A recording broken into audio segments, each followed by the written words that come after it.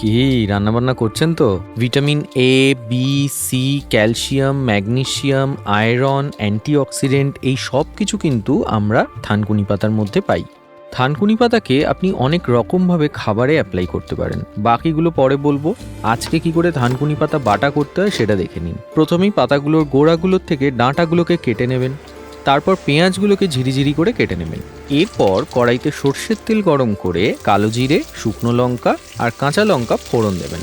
এরপর একে একে রসুন এবং পেঁয়াজ অ্যাড করবেন।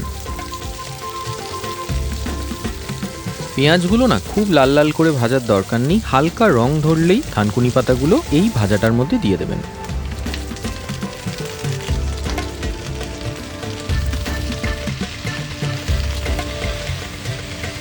মিনিট ৩-৪ ভেজে নিয়েই সোজা নিয়ে চলে যাবেন শিলনোড়াতে।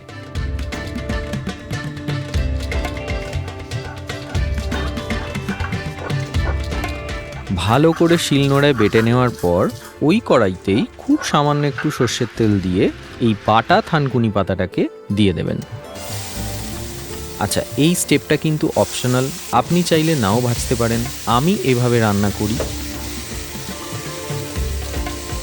এতে থানকুনি পাতা বাটার রঙটা একটু ডার্কও হয় আর এক্সট্রা ময়েশ্চারটাও টেনে নেয়।